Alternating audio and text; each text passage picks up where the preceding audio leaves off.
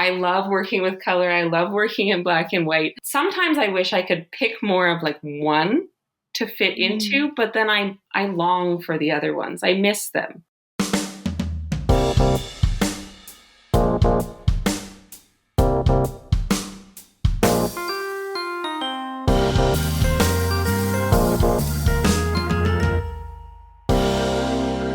Hello, print friends, and welcome. I'm your host, Miranda Metcalf. This is a bilingual podcast, so if you subscribe to us, you'll be getting episodes in English with me, as well as in Spanish with Ronaldo Gil Zambrano. Together, we speak to people from around the globe about their practice and passions in the field of print media and multiples. Hello, Print Friend is brought to you by Speedball Art Products, who've been a leading innovator and manufacturer of printmaking products for over 50 years. Speedball's screens answer the call to have an easy-to-use way to screen print no matter what your experience level. Whether printing at home, studio, or classroom, these easy-to-use mesh screens allow you to create permanent photographic stencils without the need to mix emulsion or coat a screen. All you need is your design and you are ready to print. Pick up the Speed Screen Kit for the most affordable way to get the materials you need to print your next masterpiece. There's a link in the show notes. My guest this week is Valerie Syposz. We talk about Valerie's multi-continent print journey, the food culture of Tokyo, Japan, the use of portraiture to explore people's inner worlds, and should any of us be drinking Coca-Cola after watching Kitchen Litho? So, without further ado, sit back, relax, and prepare to find our place in the kitchen with Valerie Syposz. Hi, Valerie. How's it going? Hi, Miranda. It's good. Thanks for having me. Yeah, I'm so pleased to get a chance to speak with you because I've known your work really since the early days of my interacting with contemporary printmaking through Davidson. And of course, then through the magic of social media, got to follow you and a bit your travels around the world. I think you were in Japan when we first connected. I was insanely jealous of someone being able to live in Japan and do print. And so it feels like a wonderful long time coming to actually have a face-to-face chat and learn more about you and your work. So thank you for joining me. Yes, Thank you. It's really an honor to be speaking with you. And yes, we have sort of connected, but not connected for quite a long time. Yeah, I'm looking forward to it. Yeah. So before we get into my questions and your story, Yes. would you please let people know who you are, where you are, what you do? Okay. Hi, everyone. I'm Valerie Syposz. I am currently in Germany, although I will soon be based out of Rhode Island, and I am a printmaker and artist. Wonderful. And so where did you grow up and what role did art have in that part of your life? I'm originally from Ottawa, Canada. That's where I grew up. And art for me as a child was something that I connected with a lot in books at first. So my grandma was really into painting, which is something she got into in the latter half of her life. And she collected a lot of art books. And some of those books ended up at my parents' house. And I spent a lot of time just looking through the books and looking through the pictures. And that really had a strong impression on me as a kid. Do you remember anything particularly from the books? Was it Renaissance paintings? Was it any prints? Or just was it kind of this luscious world of images? A lot of it was a luscious world of images, but I do strongly recall the Odilon Redon, who of course did a lot of lithography as well as paintings, and definitely some Goya, which of course, yes. I could see Goya definitely leaving an impression on a child. A lot of blood and gore and all that good stuff, at least that I loved as a kid. Yes. Yeah. And then what about art making for yourself? When did you first start creating images or creating crafts? I think really as long as I can remember. It was just my favorite subject in school and one of my hobbies at home. So I was really into arts and crafts, just as making things from a very young age. And I was lucky enough to be able to go to a specialized arts high school in Ottawa. Nice. And that's when I really got focused into visual art in my teens. Yeah. And is that where you first found printmaking? Yes, it is a little bit. We did lino cut and we did some intaglio printmaking. And although I really felt a connection with it right away, when I went to art school, I actually went into painting because I had this idea that painting was somehow a more valid art form, Mm-hmm. which is, I think, what I learned from art history textbooks at the time. Yeah. But when I went into university for painting, I realized that it really was printmaking that I loved. So, Oh yeah. yeah. I feel like you definitely I'm sure picked up on that thing in the air, that there's just these hierarchies within the art world that are Yes, just unspoken, but you see it. Like you say, you see in textbooks, you're going to see Goya's paintings over his prints, even though personally I prefer the prints. I mean, no shame on Saturn eating his children, but it's like the disasters of war has just such a huge place in my heart. So yeah, I definitely understand that for sure. yeah. And so when you were in college, where was that, and what was that period like in terms of forming your artistic voice? I went to Concordia University in Montreal. Oh yeah. Uh-huh. And when I was, so as I said, I was studying painting and drawing, and I just wasn't really happy. And that's when I decided, okay, I'm going to take a print class. And I started with intaglio, and then I moved on to lithography and screen print. And I really took all the classes that I could. And I just wanted to learn as much as I could in that time. And so when I graduated, I knew that I loved printmaking, but I hadn't really formed like an idea of exactly what I wanted to make as an Mm. artist. So I sort of had the beginnings of that, and at least I knew the materials I wanted to use, but I didn't really know exactly what my style was or what my voice was at that point. And I just wanted to study more. What do you think it was about printmaking that grabbed your attention? And it sounds like really didn't matter what form it took, like you were there for it. Yes.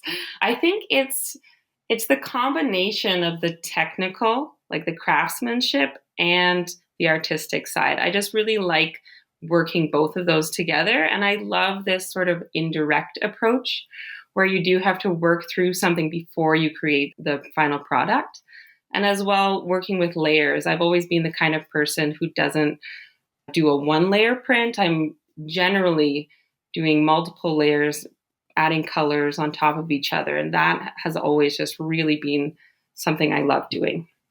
Yeah. I mean, as you're saying how you were drawn to all the different media under the umbrella, I feel like that still stands out in your work. If you go to your website and you see your portfolio, I think it's unusual to see an artist who's done such a deep dive on litho and such a deep dive on wood engraving. And you really do seem to have carried that interest in the different mark making of each practice into what you're still doing. Like you never picked a lane. You were like, I'm here for all of it. Yeah. Yes. Yeah, definitely. And that makes things fun, but it can also make Mhm. things challenging when you're trying to put together a body of work. I feel like there can be something really good about picking one lane and just really sticking to that.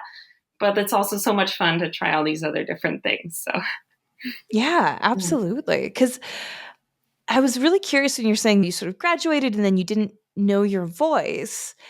And I feel like that's such an interesting time in an artist's story because I would say that from an outsider looking in that you have a voice now. Like you have work that even if you didn't have your name attached to it, I would know that it was your work, which is my sort of definition in my own head of an artist with a voice. So, what was that journey for you to sort of finding, okay, I'm interested in portraiture, I'm interested in these sort of Russian doll faces, and of course, the incorporation of food in this really playful way, which is in some of the work I first saw from you. When did you come to that point where you thought, okay, like now I kind of know what I want to say, and how was that journey to get there? That's a good, very Small deep question, question. tiny question. I know. Well, I think what definitely helped was the year after I graduated undergraduate. So when I did my BFA, that next year I took off And I had a couple of really great experiences. One of them was I got to do an artist in residence program in Sweden. Wonderful. And that was kind of like my first time as an artist out on my own. And so it was really eye opening.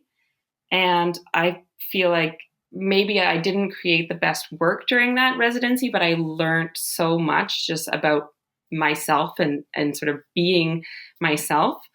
And then I took that back to Canada, and I was a member at a printmaking studio there called Atelier Circulaire in Montreal.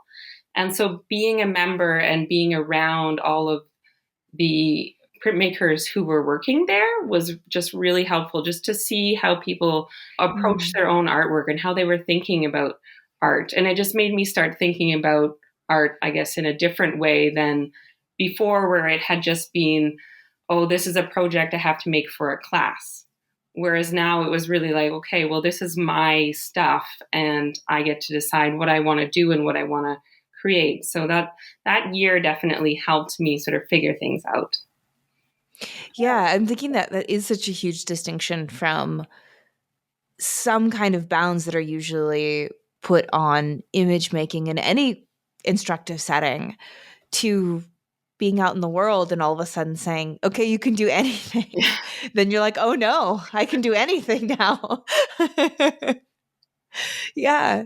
And so at what point did you get the Japanese government scholarship and move to Tokyo, which is where you were when we first connected? Yeah. So during that year and a bit that I had off, I was sort of thinking in the back of my mind that I wanted to do a master's program, but I didn't know exactly where I wanted to go. I just thought I want to study outside of Canada.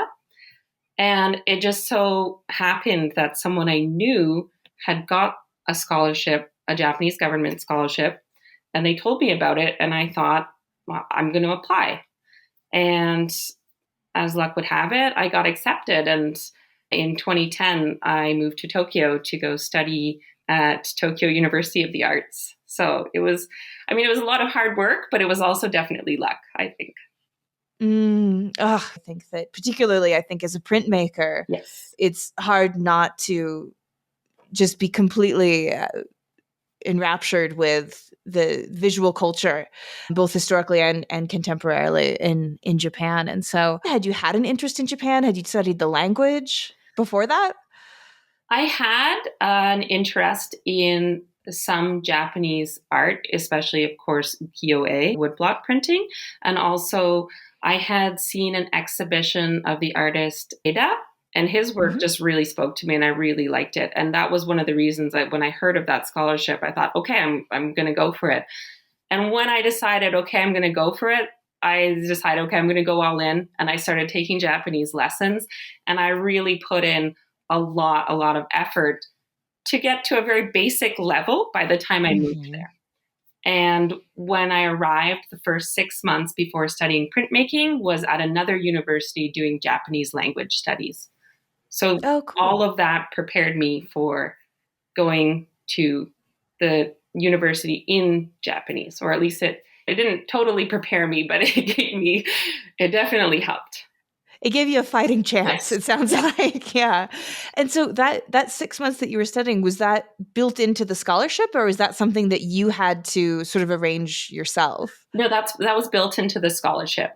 Oh, very So cool. Very cool. part of the application, you had to do a Japanese language test, and if you were below a certain level, then you had to do the 6 months of language learning, of course, Mm. which was most people. But there'd be some people who would be fluent, and then they would be able to skip that and go straight to whatever studies they were doing. When people choose to put themselves in that experience, and I have done it myself a few times, it can be such a growing and lonely and scary and exciting and filled with moments, at least for me, speaking from the eye, of where you are lying in your bed at night thinking, what have I done? And then the next day you could say, how could I be doing anything else?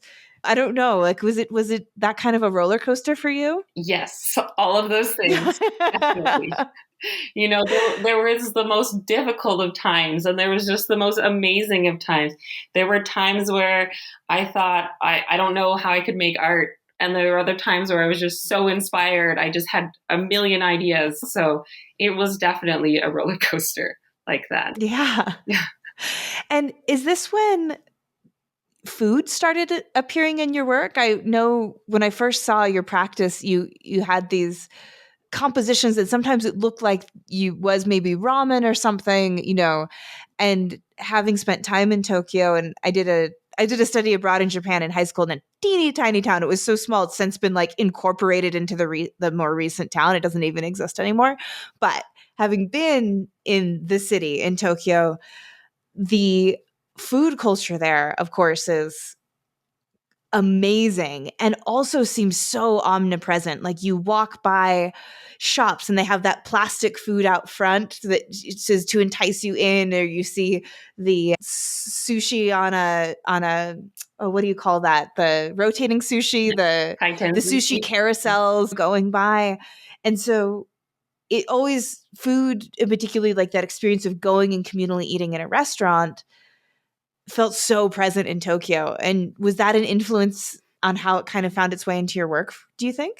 Yes, definitely. I had been doing some work that incorporated food imagery before, but when I moved to Japan, because it was so omnipresent, it really interested me. And it just interested me in a visual way, but also in the way that food, when you think of still lives, it can be something that very much represents a culture or a time or something. So I just found that a really interesting topic to explore at that time. And it also was interesting to make me think about how food culture is so different but can be similar at the same time, in just this idea of like what we eat, how that's so connected with the cultures, and how that can be so different, but also in today's world how it's kind of becoming the same everywhere. Those are the things that I was thinking about. But Yeah. also for Japanese food, it's just something that is so beautiful at times. And there's also different ideas. I was thinking like the idea of shokkan, like the texture of food. And that's not something I had ever really thought about as much before going there, where it is so important. And so in those lithos that I was making at the time, I was trying to get that idea of shokkan, like the texture of food, into the texture of my drawing. So I was trying to sort of recreate that in those drawings, if that makes sense. Yeah. There's so much in what you just said, and that's really interesting. And I think that idea of, the universal and the specific in food cultures is something I found, because of course there's that everybody's got to eat thing. So it's a fundamental, it's the way that humans keep ourselves alive.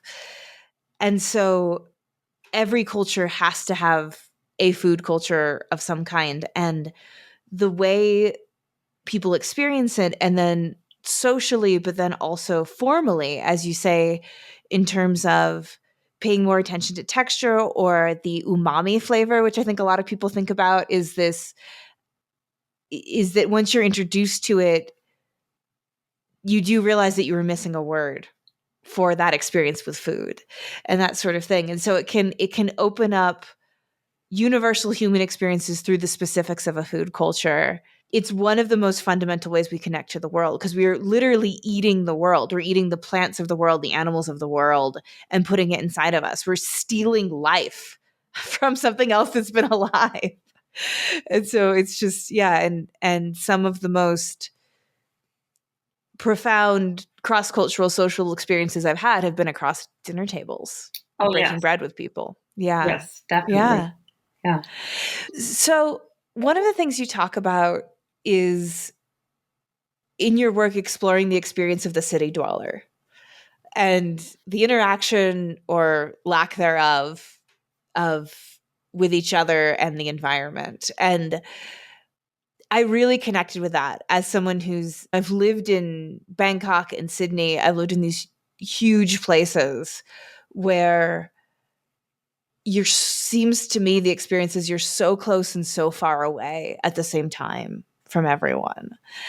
And I'd love to hear you just sort of speak to the ways in which that metropolitan experience shows up for you in your work.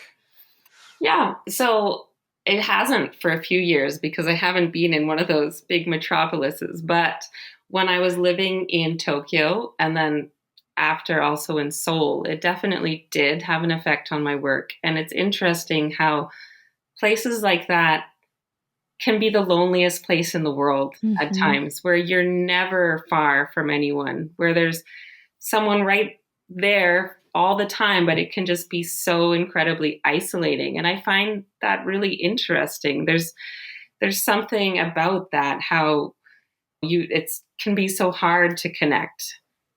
There's also something to say about technology as well, which I have sort of thought about. Technology has made us closer and further at the same time. And that's something that's also sort of has interested me in past and I've explored in past works. Mm. There's kind of this sort of two sides to things that I do find quite fascinating, I guess. Yeah.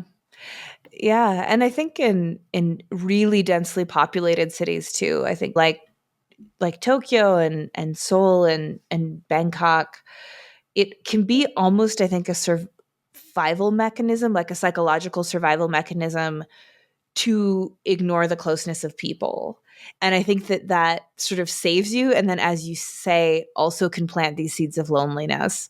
Because if you really were energetically open to every person on the subway or every person in your apartment complex, it would be complete sensory overload.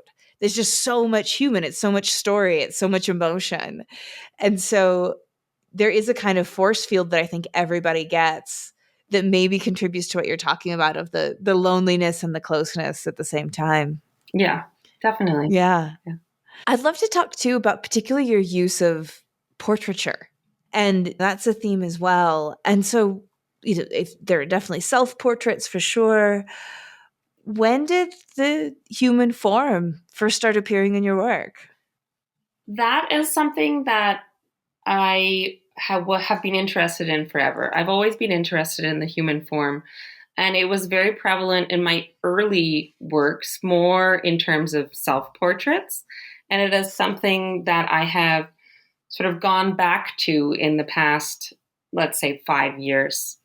When I was working with images of food or metropolises as my theme, I was doing a lot of what I would say research for my work. Not real research, but a lot of thinking and planning and sort of so many different sketches went into making a work to say what I wanted to say about that specific thing. Whereas with the human form, I'm working more intuitively, more with Mm. feelings and more without, not without a plan, I would say, but without that sort of research. So so-called research Hmm. that I used to work into my prints. And a lot of the reason for that is also time. So I am a primary caregiver to two young children, Mm. and that combined with my art practice has forced me to completely change the way I think about making art. There's no way that I could continue with the same way that I was doing before. So, because of that change, one of the things that I had to do was switch to working quicker in a way of how I create my images. So it just seemed to fit more naturally with working with the human form.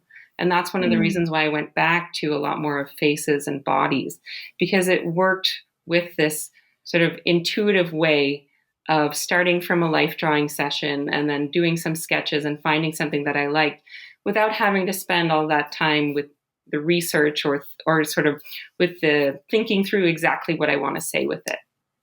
So that is a Mm. large part of why I'm Yeah. working with the human form now. Yeah. And I would imagine too, especially if you're working in self-portrait, there's an immediacy of subject matter, Oh yeah, where you're right there. Whereas if you want to make a complex drawing of a bowl of ramen, there's a going and a gettingness that is involved in that. But you're always with yourself. Yeah. yes. Yeah. Yeah. And so, in terms of what you're working on now, using more of the human form, can you speak to some of the ideas that you're exploring and how that's showing up in your work? Yeah, I'm interested in the sort of the internal workings of people and sort of what's hiding behind. A lot of my work Mm-hmm. has to do with this sort of maybe the self that you put out into the world versus the self that's really in there. And that's something that has Mm-hmm. interested me. So I think I do often have these sort of layers and these masks, and it's about sort of this different layers of yourself that you might be presenting. And that's something that over the past few years has really interested me in my work. It sounds like you're maybe speaking particularly from your personal experience of you feel like you have the layers and the masks as you go about the world, as we all do. But is it particularly interested in Valerie's experience No, with the layering, no, or just it's our not. universal It's a experience? universal experience. And Mm-hmm. especially also recently, I'm trying to use less and less self portraits Mm. compared to when I was younger. So it's not really my experience, but I do feel like I have a connection to a lot of the images that I have. And I feel like a lot of people do. You know, Mm-hmm. who doesn't have this sort of external self that they project to the world different than this internalized self that they keep just for themselves. Mm. So, Mm-hmm. And just kind of my own mind is going to the experience of living abroad as well, and how I would so easily pick up the culture that I was living in. So mannerisms, little ways of being polite. I've noticed how every culture has a different way of showing that they're listening when someone's talking. It was almost like my person suit would change. Of course, the internal core is still the same, but I don't know if that has been your experience at all either in your world travels. But yeah. oh yeah, yeah, definitely, I can see that. Yeah. When you try and fit in somewhere, you do have to change the way that you're presenting yourself so that you can pick up those things. But that definitely does happen. Yeah. Yeah. And so who's the subject of your works now if you're not doing the self-portraiture? Friends, family? Some of them are friends and family, but I also have a few just life drawing models. And I've I've done I've done some online life drawing sessions because recently I haven't had the ability to actually go to physical groups and do drawings. And it's a little bit different, but I have used those people or their faces in my work. And then I also have some old sketches that recently I pulled up and then I reworked them. So they're kind of half from life drawing and Mm. half imaginary people. And so I'd love to circle back a bit now that we're kind of getting into the depths of your practice and sort of the meat and potatoes of it. Is how do all of them different media that you use show up in these explorations? Do you think of them as different tools, or when you conceive of an image, are you already seeing it in like the black and white binary of a wood engraving or in the softness of a litho? Or do you start with the medium and then go to the image? When you're as fluent as you are in the different ways of image making, how do you decide what goes to what? That's a good question. I think it's just based on feeling. Some things Hmm. feel like they would look good in a wood engraving, and other things feel like they might look better on a slightly larger scale because a lot of it is scale as well. Wood Hmm. engraving is so miniature that certain images just feel like they need that kind of intimacy that you can get from something such small scale, whereas other Hmm. things feel like they might need a bit more space to breathe. And what about colors as well? Because you've got your mokuhanga practice, which of course has that wonderful soft layering that mokuhanga can work or mokuhanga can offer, and then lino cut, which can have like a bolder color, and then wood engraving lithography that tends to be a bit more subtle. Yes, that's so that question makes it seem a bit like I'm kind of all over the place, which I guess I am. That's not meant to be that way at all. I am No, it's truly just like it's nothing making me but think. reverent No, it's making me think in that. your, yeah. I guess I kind of am all over the place in the way that I want to do it all. I love Mm, printmaking. I love all different kinds of printmaking, and I can't just pick one. That's really what it yeah. is. Like I love working with color. I love working in black and white, and I wish I could somehow. Sometimes I wish I could pick more of like one to fit Mm, into, but then I long for the other ones. I miss them. So yeah. recently I've really been focusing on the litho side of things, but I really miss relief print. So it's really hard just to pick one, but I guess I'm just a big print nerd. So, Yes. And in very good company, as we all yeah. are. Absolutely. So, but speaking of the litho, I feel like around lockdown period, I started to see some really wonderful videos from you of really successful kitchen litho, which has just been delightful to see. Was that something that you were interested in before we were all kind of locking ourselves inside, or was that something that came out as a necessity during shutdowns? So that was something that I had been aware of for quite a few years. So the artist who developed the technique, I might say her name wrong, but Émilie Azier, she's a French artist. I had seen her videos on YouTube, a decade ago when she was first doing it. And so it was in the back of my mind as like, oh, this is interesting. And I kind of forgot about it for many years. And I had been doing mostly an at-home practice for a long time after my master's, where I was doing mokuhanga or wood engraving or other kinds of relief printing. So it wasn't because of the lockdown in terms of losing access to a print studio, but it definitely was the lockdown in terms of losing access to any form of childcare and not having any Mm. time. So for Hmm. me, relief printing, even though I had my studio set up, I just didn't have the time to put into it. So I decided I needed to try something different. And kitchen litho is a medium where at least each of the steps can be done very quickly. And I took it up not realizing that I would just fall in love with it as much as I did. So I've been doing a lot of kitchen litho in the past couple of years because it's what fits in with my schedule, but also it has really amazing potential for mark making from such simple materials. Yeah. Do you find that it's the mark making is distinct from plate or stone, or just the sense that because it's aluminum that you're like tinfoil essentially, right? That you're actually drawing on. Is that correct? Yes. I don't want Yes. to mislead. Yeah. So you're drawing on the tinfoil, and at least I've only seen the work in reproduction. So for me, it is really impressive in terms of the quality of the line. But is there also actually something in the process that you feel like you're getting that you wouldn't get in the other branches of lithography? What you're getting that you wouldn't get in the other branches of litho is the ability to do it from home. That's really what you're getting. It's a lithograph at all. Yeah. So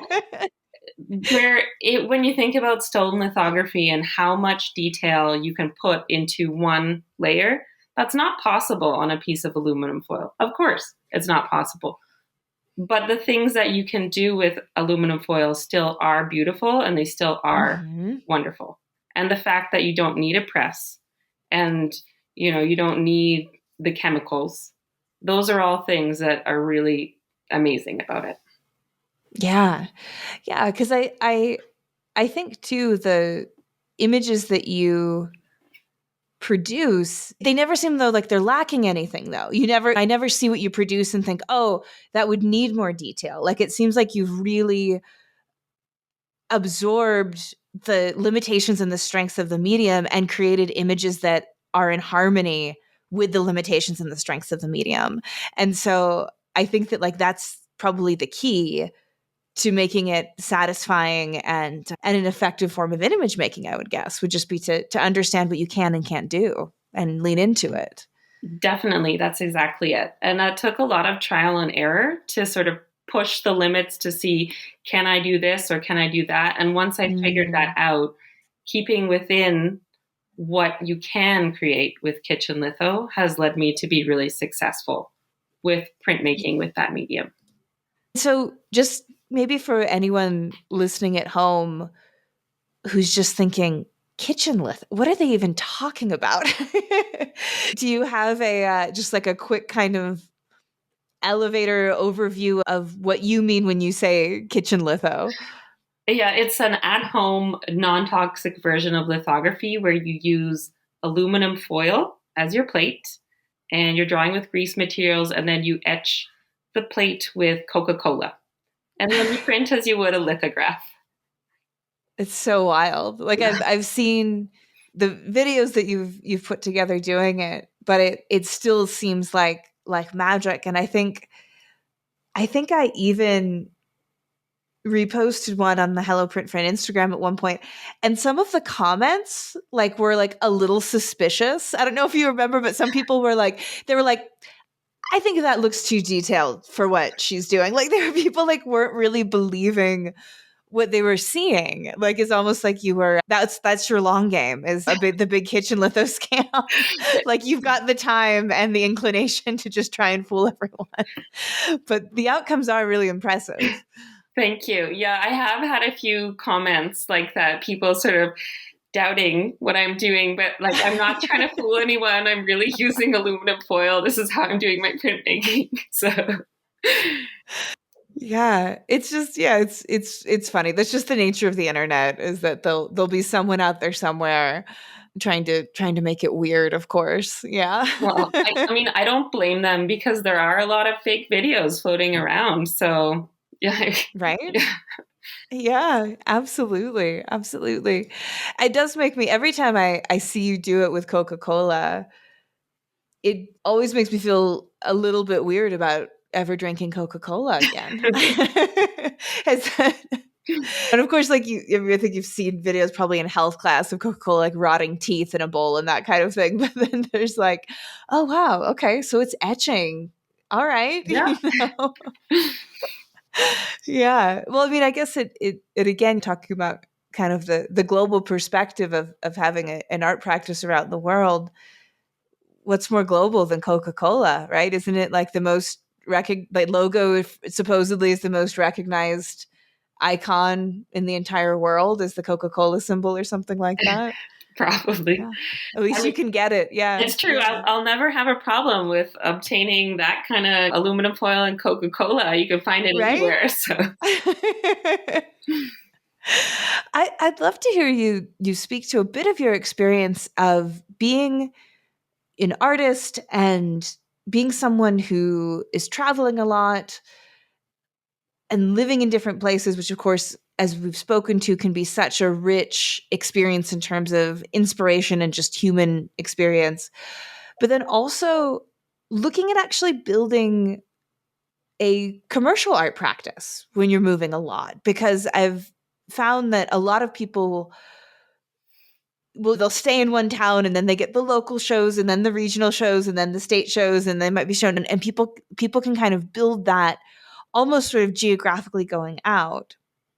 But you're someone who I would guess you build connections in a city, but then you leave a city. So then you still have them. But I know this is like the worst formed question, but maybe I could say it something like, as an artistic nomad, what advice would you have for people who do want to travel and build global connections and still get their work out there and get it to be seen and get shows and that sort of thing? Yes, that is very challenging. I will admit that when you are somewhere and you have real connection with people, that helps a lot. Because when I look back on most of my solo exhibitions that I've had were from those connections. Yeah. So leaving a place, it can be really hard to stay connected, especially for me. I spent about 7 years in Tokyo and I did have quite a lot of connections with galleries there. And Japan is a place that really values that like person to person connection, and it's been really hard to actually keep those up since leaving. So that can be really challenging. Luckily, nowadays there are things like on the internet apps where people can connect, and that's different, yes, but sometimes those connections can also lead to real life things. So Mm. I have been active a lot, especially on Instagram, which sometimes I kind of feel like, oh, this isn't real life, it's just fake internet.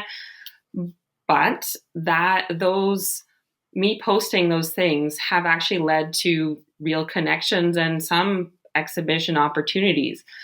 So you got to keep trying no matter what. So we do have these tools which definitely can help, but having that sort of personal connection, I think, is the number one, and that is very challenging. So if you can keep up with people, that's great. I'm not always the best at like keeping connected with people from places that I left. So it's hard. So even for me, I find it very challenging, especially things like exhibiting and selling your work. Because when you're not in a place where people already know you, it can be hard to find people to sell your work to. For one, like if you're not everyone has someone knocking on their door offering them an exhibition. Mhm. Obviously, most people don't. I don't. So it can definitely be a challenge, but you got to put yourself out there no matter where you are, and just try to build new connections and try to keep up the old ones. So I don't know how Yeah. much specific advice I have, but No, I think that's all really good because it speaks to an experience that I think people it's valuable for people to hear even if they're not globetrotting, because it really is, as you say, like the real significant things that often happen, like solo exhibitions or that sort of thing, that does happen through the personal connections that people have. And I think that that is good to hear, and also probably a little bit bittersweet for everyone, because I think that no one really knows how to do that. No one really knows how do you go and create a genuine connection with, honestly, like someone who's a gatekeeper. Because I mean, that's what gallerists are, right? That's what museum curators are. They're people who decide what gets seen.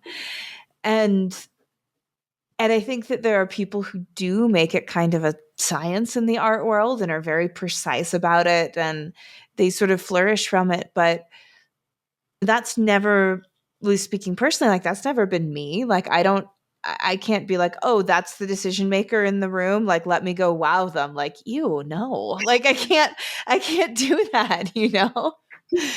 And so that question that people have of like, of how do you get work seen? How do you get exhibitions? Of course, is a huge one.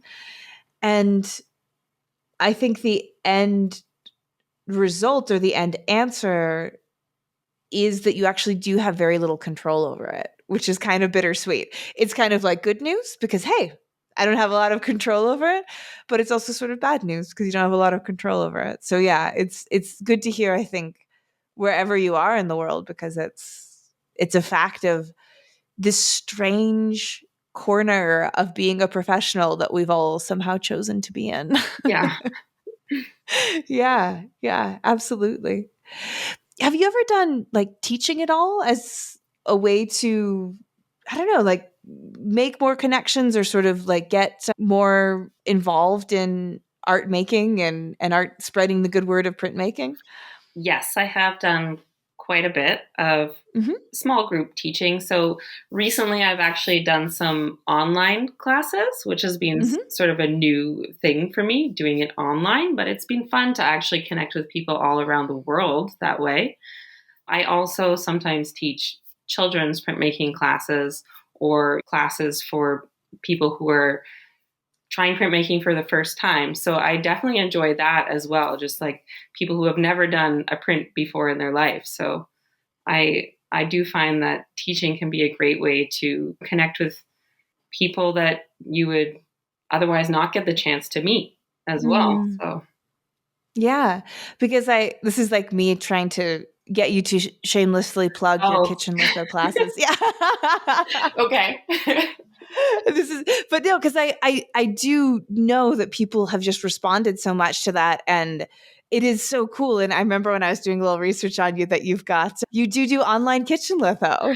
Yes, I do some online Zoom classes for kitchen litho, just with small groups of people from anywhere in the world. And when I have time, I put them up on my website. So, Yeah, I really think that's wonderful because I've got the Hello Print Friend Instagram, which has a sort of a broad enough following base that I get messages from everywhere in the world, and sometimes it's people who are like living somewhere where there really is maybe not a lithostone in the whole country. mhm. And they're saying, this is amazing. How do I do this? You know, a lot of times, like, I don't know what to tell them, but that accessibility, as you say, of aluminum and Coca-Cola, that's such a cool, I think, entry point for people who don't live in a place or don't have access to the university structures that we were privileged enough to have access to. You know, that it's like you can go there and here is a whole print shop and here's all the people you can ask questions to. And it really seems like such a positive outcome of the internet and social media, because there's a lot of non-positive outcomes from all of it, that maybe there is something that people kind of anywhere could, if you've got the time and a little bit of disposable income, you can try lithography. I think that's so cool. Yeah, it is. Yeah. It definitely is.